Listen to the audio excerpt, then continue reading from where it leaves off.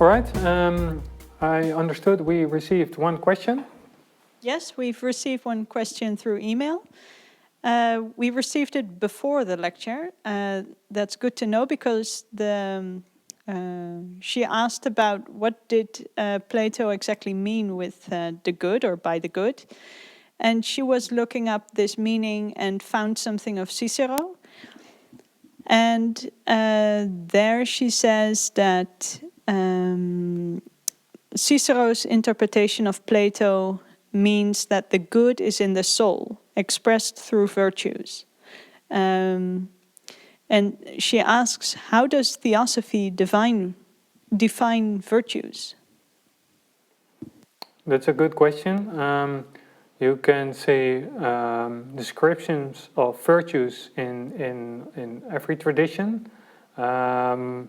If we take a look at the virtues that we use in Theosophy, more often we refer to the paramitas, which are the virtues you can also find in the Buddhist tradition, and a way that is commonly defined is perfections, and paramita means really yes.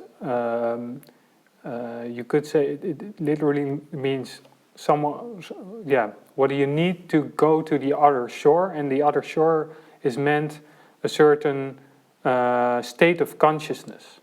And I think you can also see more or less the same idea behind the virtues that Plato described. So he also sees them as I think also the Greek word comes close to that idea of perfection. So what can a human being do to get to a certain state of consciousness? And as Socrates also says, the right knowledge equals virtue, meaning that if you really know something, you also live by it, and then become a sort of exemplar of it. And the way he describes the virtues, I think, are really close to this idea of the good, because, actually, you see that there is never, it is also in a sort of way infinite. These are always relative ideas. You can always become more wise, more just according to this idea of the good. And it actually shows, as we will also see later in this lecture, more or less a sort of a ratio, what you should or could make leading in yourself, by which you can become closer to the good instead of, just living by whatever comes into you. So that are, I think, this idea of virtues as the good of the soul. I like that idea. I didn't know that Cicero, I have to look that up, defined it like that. It's very interesting. Okay. Then we go to our next part. Try to answer the question, what is the good life? Well, actually, Plato wrote a complete dialogue about it. So we have a lot we can answer about it. A dialogue called Philebus, named after one of the main figures in this dialogue, although it was not such a main figure as we will see. It is a dialogue between Socrates, this young guy Philebus, and his friend Protarchus, and it revolves around this question: what is the good life? But it's interesting that we enter this dialogue, what they say in mediis rebus, directly into the middle of the conversation, and as if it is to suggest that this question never had a beginning, always was and always will be there. And of course, the names are also not accidental. You see that more often in Plato. Philebus literally means youth lover or friend of youthfulness. And he's a typical hedonist. If he were to live now, you could say that his motto would be, you only live once, YOLO. You just have to enjoy life as much as you can because, life's short and enjoy it as much as you can. He's even too lazy to have the dialogue with Socrates himself, and therefore he asks his friend Protarchus to take his place. But he is always there on the background. And, they start discussing this question, what is the good life? And are thinking of two types of answers. First, is the good life a life of pleasure? Or secondly, is the good life a life of knowledge? And they quickly conclude that it is neither the two. If it's a life only full of pleasure, that means it's more or less a life of a mollusk, they describe, not being aware of anything, so we don't even know that we have pleasure. But a life with nothing but knowledge also means that it would be completely insensitive to pleasure and pain. And that is not quite that either, they conclude. So they say it must be something else, a third possibility. And then they start looking for a ranking. Does pleasure or does knowledge come in second place? And they say which should be awarded second prize. They want to make a sort of ranking. Well, Socrates first distinguishes all things between certain types or kinds. 4 kinds he describes. He says you have things that are unlimited, that can always become more or less, like cold and hot, or dry and wet, or fast and slow. And they cannot really be expressed very accurately or according to a certain fixed measure, because they are constantly changing. And he also thinks that pleasure is more or less of this sort. And then you have things that are limited, like numbers. And then you have a mixture of these, of the limited and the unlimited, like a certain ratio, a certain measurable amount of cold and heat for the right temperature, or the right ratio between high and low tones in music. And also like health, meaning the right balance between too much and too little food, or too much and too little exercise, etc. And then there are kinds that are the cause of the mixture. And he gives as examples reason, understanding, or wisdom.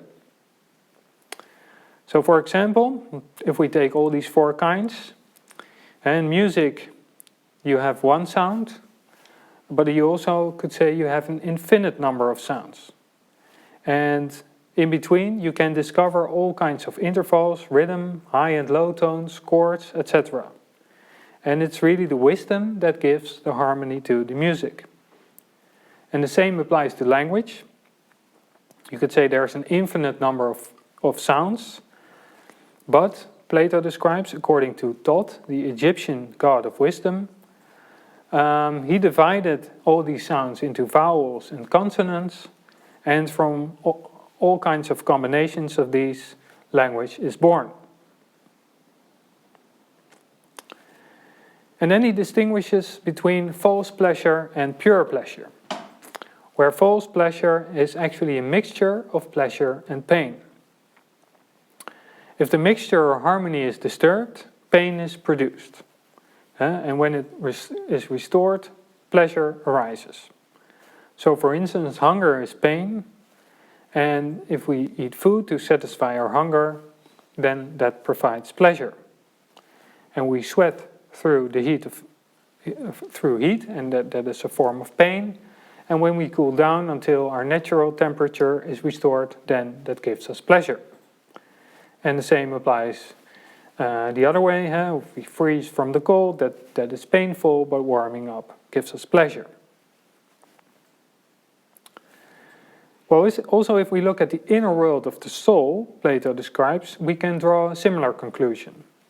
So we can also have an expectation of satisfying our hunger, or warming up when we are cold, and that also gives us pleasure. And if we have the expectation of the opposite, and not being able to eat when we are hungry, or not being able to warm up, and having the foresight that we have to sit in the cold for a while, that gives us pain. And then he asks, do not the most intense pains, like fever, etc., lead to the greatest relief or pleasure when we are released from that pain? And like the greatest itching also leads to the greatest relief when we can scratch ourselves. And then he distinguishes pure pleasure. Pleasure that has nothing to do with pain relief. He said it is more or less painless. It's like the pleasure of learning or the appreciation of the beauty of purely abstract things like Platonic forms or pure notes in music. What about knowledge then? What types can you distinguish here? And Plato distinguishes between routine knowledge and routine knowledge and experience at one hand, and pure knowledge at the other hand. And as examples for routine knowledge experience, he gives subjects like music or medicine or agriculture that focus on what comes and goes, on what has to be created or produced, or to let things grow. And it's not very accurately. We do it mainly by experience, by routine. We more or less find out what is good. And then he distinguishes that from knowledge based on accurate measurements. And there also are two types. Knowledge where you have to measure exactly because it has a practical purpose, like in shipbuilding or in architecture. And pure or purely theoretical knowledge that aims at what is more or less imperishable and enduring, like mathematics or philosophy. So, actually, they are looking for the right mixture of knowledge and pleasure for a good life. And Plato writes that it is as if we are standing in front of two fountains, one of which contains the source of pleasure, which is like honey, and the other contains the source of knowledge, like the purest water. And the question arises then, how do we create the right mixture, the right blend out of these two fountains? Well, they conclude first that the good life needs knowledge. But finding pure knowledge alone is not enough. We can know a lot about the divine circle, but without recognizing a circle in this world, we do not really have much use of this knowledge. So as Protarchus also says, we still must be able to find our way home. So they conclude that they also need practical experiential knowledge next to this pure knowledge in the mixture for the good life. And then they come to the fountain of pleasure, and they agree that only the pure form of pleasure, or you could say painless pleasure, is part of the good life, without it being mixed with pain. So their conclusion is that the good life is a mixture of all forms of knowledge, practical as well as pure, combined with the purest form of pleasure, and that in the right measure, resulting in beauty, in virtue, proportion, and truth. And then, of course, comes the award ceremony. So, this is the ranking that they give followingly. So first, what has the right measure, what is moderate and timely or eternal, that's the most important ingredient for the good life. Then secondly, we have the well-proportioned and the beautiful, the perfect and sufficient or self-sufficient. On the third place, wisdom, reason, understanding, because pure knowledge comes closest to truth, to balance, to beauty. Then the sciences, the arts, or right opinions. Then the purest forms of pleasure, the painless forms. And last, the unbounded sensual pleasures. And the dialogue really ends there and has an open end, because Protarchus ends by saying to Socrates, there's still a little missing, and I'm sure you will not give up until we do, and I will remind you what you have left unsaid. So as sudden as we got into the dialogue, so sudden it also ends. And of course, there is a reason for that. Now, if we look at these ingredients, this ranking, how should we then differentiate between the first place, what is the right measure, and the well-proportioned? What is exactly the difference? Well, we can take, for example, the golden ratio. We all know that. It is a certain measure that can be mathematically defined as follows. We have a division ratio of a distance, a certain line, where the ratio of the whole, A plus B, to its larger part A, is equal to the ratio of the larger part A to the smaller part B. Now, in the outer world, we really cannot find this perfect golden ratio. But we can see that many forms in nature are proportioned according to this ratio, and are, they more or less seem to be striving towards it. We can recognize it in the proportions in our bodies, in how trees and flowers grow. We can recognize it in the forms of shells, of storms, and even how galaxies are formed. We can see many examples of this golden ratio. And it's also connected to the Fibonacci series, where the numbers start. If you see the ratio between a number and the number before, it really starts to go to this golden ratio. Well, this is an outside example, but we can also look to the inner world and also see that we have more or less proportions in our ways of thinking within ourselves. We said before that we are in essence this one, this boundless, and that we can picture it as a kind of infinite keyboard.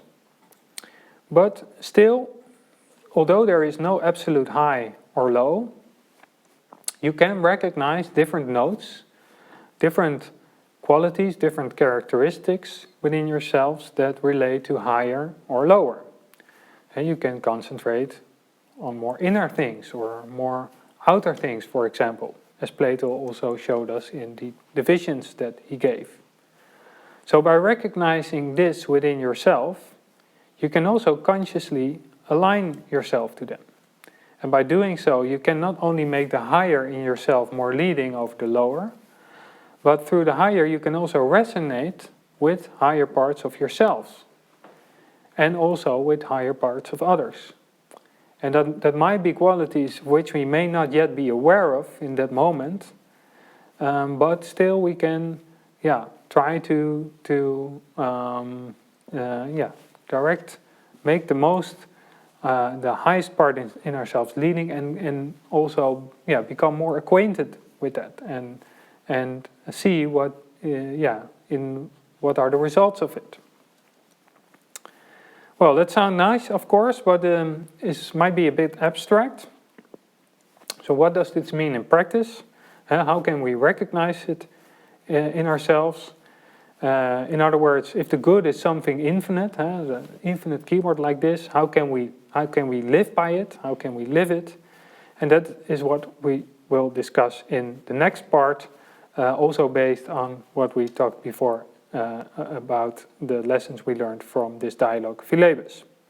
So before that, again a short pause if you have any questions.